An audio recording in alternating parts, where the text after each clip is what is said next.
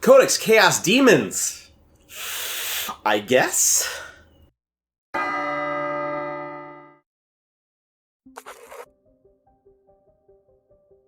So overall, from a whole of this book, a lot of the regular data slates, data sheets got an actual big bump. Like I find that most of the data sheets all got better. You either got faster, got more wounds, got more attacks. So that's good. Some of the things that I like a lot from this book, Flamers got a really big glow up. They are pretty scary. They're going to probably be one of the things you'll see a lot of because they're able to pop out a lot of Flamer action. I think they went D6 plus 3, and they're strength 5, so they seem actually pretty good, being a fast, aggressive little unit that can put out some damage. I like a lot of the Sinesh stuff. All of the Sinesh data slates almost all got better, just more attacks and faster. They did lose the ability to advance and charge, but if you notice, all their data sheets got 3 extra inches on their movement, so they just took the average and just dumped it in there, which is something I kind of like about a lot of this book, is that everything was much more simplified into the data sheets, which is good. It makes me feel that we're going to see this later on in some future things. All the Exalted powers, thankfully, are no longer command points. They're all just points. You've heard me talk about before that I want to see 40k go back to just points for stuff versus burning this other limited option on there. And so I kind of like that about this. There's a lot of these pieces, these designs that I think are neat. So it's exciting. A lot of some of the Nurgle stuff seems a lot tougher and powerful, even though they lost the feel no pain option they had from being a Nurgle demon, which is kind of frustrating. That's the thing where I get all this stuff, is that the data slates got better, but the cohesion as a whole of how things are going to be mono god or anything else have just been kind of taken away from this. And so it's kind of a frustrating thing as I read this book, and I wanted this book to be a lot better because I have a whole ton of demons. It just feels like something missing on there. Probably the biggest glow up, the best thing in here is Be'lakor is bonkers. He is going to be such a pain in the butt to remove because he is just better in every way. Harder to hit, harder to wound. He is every single mark, so there's a thing here. If you have a detachment of just whatever one god, you get access to some of these new Warp Storm abilities. And Be'lakor in a Supreme Command match should affect and do all of it, let alone the fact that he can teleport his friends around. He can teleport around. He can gain all the Nurgle discipline spells. He can get pluses to cast. He is just nuts, on top of having a better data slate. So, are we going to see him a lot? We're going to see him all the damn time. So, best kind of combo, I talked a little bit already before. Be'lakor will be in a Supreme Command detachment. He'll gain you back at 0 CP, and then you get 3 points from a battalion of a mixed bunch of stuff, so you just pick the best of whatever you want in there. And that's what you're going to do. You'll probably do minimum troops because I think the troops took the biggest hit in this book. They're just not nearly as exciting as you want them to be. They're expensive and they're limited to what they have. From there, I might pull in some soul grinders because they are really good looking too. Being toughness 8, strength 8, little blocks of insanity that get better if you give them a specific mark on them based on whatever god or everything else on there. So I love that aspect of it. I think it looks pretty neat on here. But that's what I expect to see. You see a giant Be'lakor yelling at a bunch of crazy demons that give you whatever you want best. Do you need some speed? You maybe have some plague drones. Do you want some tough things to get rid of? The Nurgle beasts. Do you want a hard-hitting troop that's fast? You take some Ash Demonettes. You want some flamers, you take Tzeentch flamers, and then you take whatever heralds you want. And that seems good. So that's what I expect to see the kind of combos on here. It's just going to be a weirdly elite but very aggressive punching army, which is a lot of times what Goatboy likes to play most of the time. So so I do think that there's some powerfulness on it. The more interesting thing is a combo piece is that you're able to take 25% of your point limit as a single god detachment that you can add to any Chaos army, and they gain Ages of Chaos.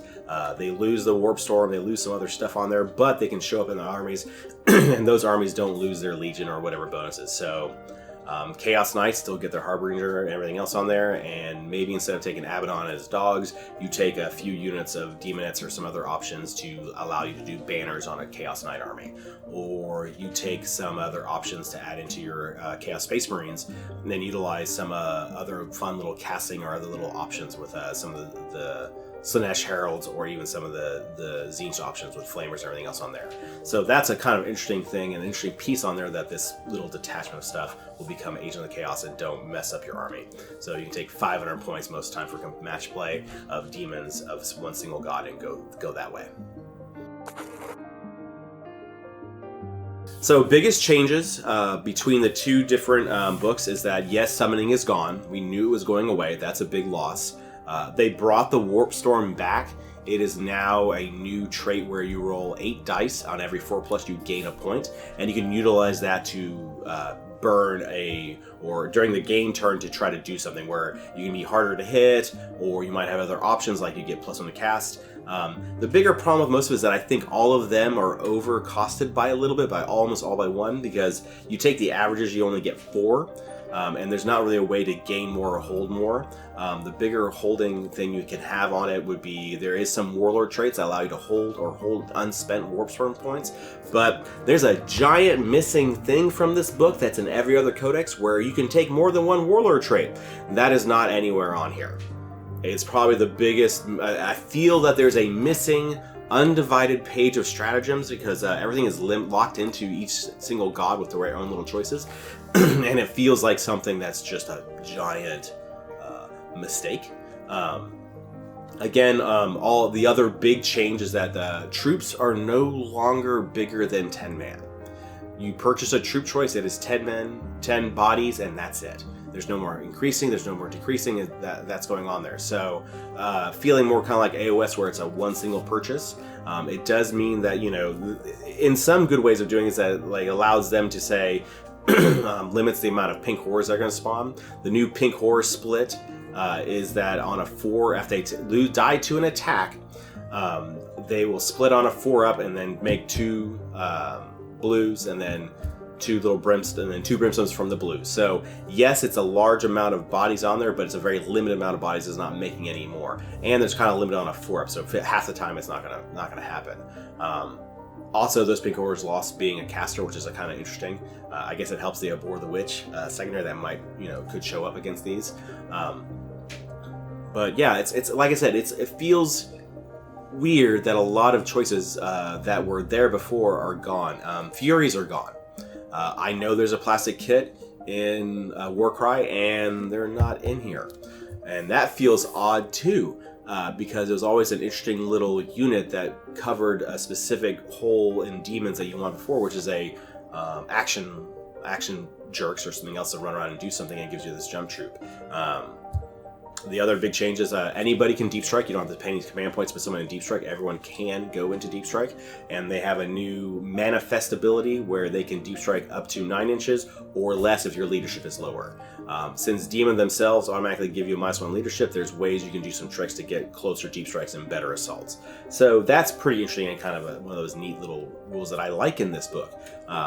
But it feels like a lot of it feels like a very oddly not tuned enough, or not play tested enough, or not synced up enough, unless this is what we're going to expect to see in the next edition, if things are going to get simplified and easier to utilize. So that's kind of what I see from this one. So how are these guys going to fare in the meta? I talked a little bit of how you can gain a little Agent of Chaos group to add to armies. So if we're looking at that, Chaos Knights need people to do banners or do something else, then this will be important to them. I don't really see for Chaos Space Marines that much needed, because they can kind of cover that stuff. They have okay secondaries you saw in the book. I mean, we already seen them. They're okay. I think their biggest issue they have is that their troop choice is very, very kind of weak in general. They don't 10 guys that can get shot off. While they do have a 4-up to shooting, they don't do as well in close combat, so you can kind of remove them pretty quickly. So I feel that it's going to be a problem for this army to really kind of compete, because they feel like it is strangely designed as a very elite army, that has a lot of heavy top end stuff on there, and every time you say in the heavy top end things, that means that they give up specific things too easily. Bring It Down is going to be a problem for them because their chariots are good and their big monsters are good. You always have to worry about Abhor the Witch because you're going to have a whole lot of casting, because in this book you take a greater demon, you get a herald you can pay for, and it's free, it doesn't count into the attachment. So you can create these like monstrous smash lists, but that means that you're automatically giving your opponent like, these are the secondaries you're going to take, and doing what you normally do, which is just kill my stuff, will let you complete that secondary easily enough. And we know this from match play. Secondaries having strong choices makes an army go from to way too good, like with Necrons and Sisters of Battle. So I don't know, like there's gonna be like super aggressive smashy lists with this that are going to come out, and you were hot with your 4-ups and you're hot with your charges, you're going to smash people because getting the close combat, getting them move around, especially on some of these higher dense terrain tables, are going to let you win games. And then you're going to other stuff where a Chaos Knight army will shift over to the left and murders everything you have on the table with multiple bullets and multiple fire. Since you have smaller units, you really don't have the ability to sacrifice out, and your troops are 10 man, which means that Blaster will hit you with a lot, so maybe Blast will come back in, and that's a problem too. So there's bits of pieces of this book that I like, and there's a lot that kind of makes me feel kind of sad on it, is that I feel that there's something missing. There's some part of it that feels off of it. So I don't know. I mean, I'll probably play a Slaanesh army because I have a bunch of Slaanesh options. I have to watch my converted Slaanesh Furies do nothing, so that's really frustrating to me. The lack of some new models in year 2 is also super frustrating, because it's like, you please could have come out with Epidemus Blue Scribes and maybe made a demon on demon box set Nurgle versus Siege, and that'd been easy. And then you have but thankfully, I guess he's not necessarily guaranteed or needed for a lot of these armies. So I don't know. I like Chaos Space Marines better than this, but this one might have some more play because it has a little better, some better secondaries that it could maybe do depending on the environment changes. So yeah, you'll probably see parts of it somewhere. I'm kind of frustrated that a lot of the heralds on chariots for Slaanesh are really good, and I really don't want to build those models. So it's very frustrating for me to be like, I don't want these, but they're good, so maybe I'll have to get them. So who knows? Final thoughts? I might be kind of lackluster on the book, but watch it kick the crap out of me at some point in time in an event. So then I'll be like, why didn't I know how good I am at this? Or the fact that I don't get to play as much as I'd like to. I'm glad I painted a Be'lakor, because if I play demons, I'll probably bring in Be'lakor. As will everyone else who's messing around with it. Closing thoughts. Yay, it's 9th edition.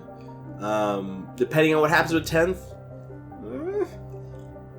And I guess you don't need nearly as many troop bodies on the floor, so that's great. My 120 demonettes are looking like they're going to be sitting in a box still. So, go Team Slaanesh. Hey, if you want to see more Chaos-related stuff, click over here. I'm Goatboy from Bowls. Like, subscribe, whatever.